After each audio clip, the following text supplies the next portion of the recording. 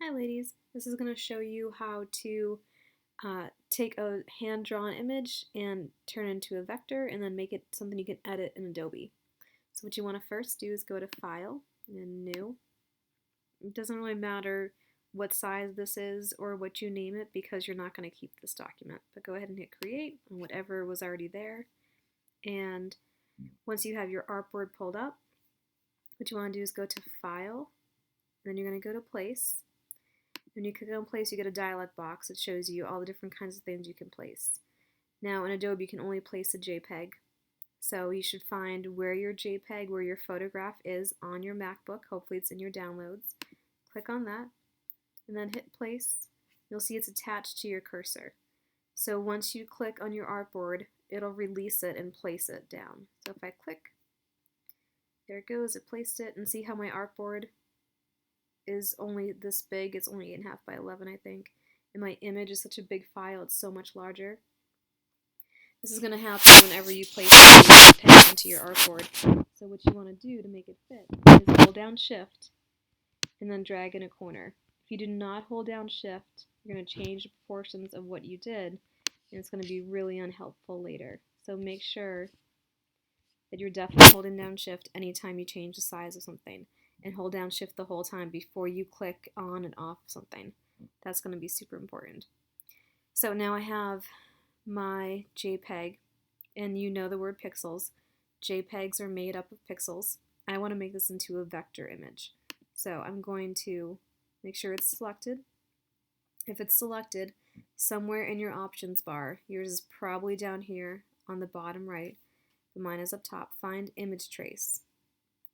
Go to the drop-down menu for image trace and choose black and white logo. And that'll convert it to a black and white image. If your image does not look good, if you zoom in and there's a lot of stuff that you can't see, or if you have, like I had a shadow in my photograph, so if a shadow gives you a lot of this kind of crap, then you need to probably take a new photo.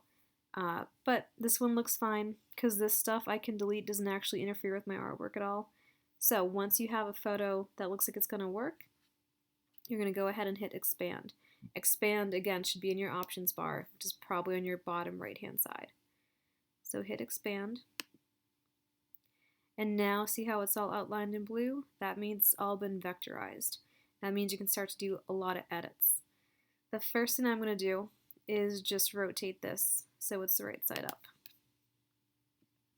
The second thing I'm going to do is get rid of all this nonsense down there. To get rid of something like that, I'm going to go to my direct selection tool. It allows me to do, like this will select everything, my selection tool. My direct selection tool will select directly different things.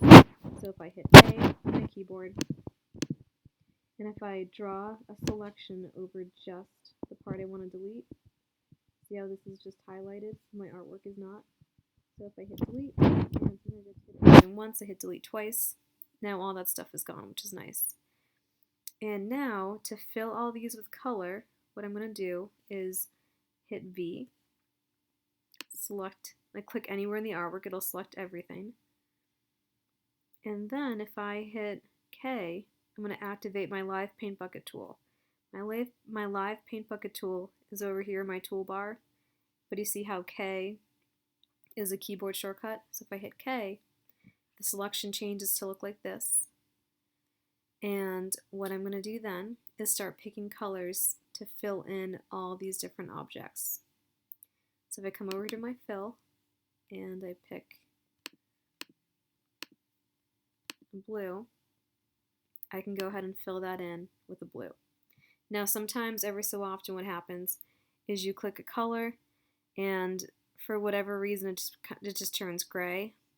That's because you have to go in your color dialog box, go to your menu, and go from grayscale to CMYK. See how I'm at CMYK? That's what I want to be at. But sometimes if you just get gray, that's how you fix it. It means you were on grayscale, you have to go down to CMYK. Let's just do a quick few other ones. If I click on my fill and pick some kind of pink, let's fill this one in. And let's maybe go to a yellow. Okay, so just to see what things are looking like, I'm going to click off of everything. I'm going to hit V for my selection tool and then deselect it by clicking off of it. And now I can kind of see what things are looking like. So I have, if I want to get rid of my black outlines, I can do that at later.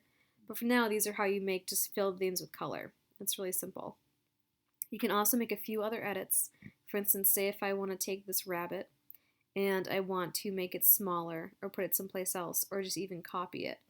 What I can do is take my lasso selection tool and I'm going to zoom in a little bit. I'm going to draw a selection over just the rabbit. And now what I can do is I can go back to selection tool, hit V, and now I can take this.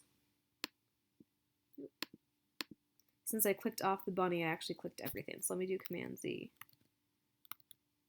And now see how just the bunny is selected. So now I can take the bunny and I can rotate that. I can also, with selected, I can do Command C and Command V and make a second one.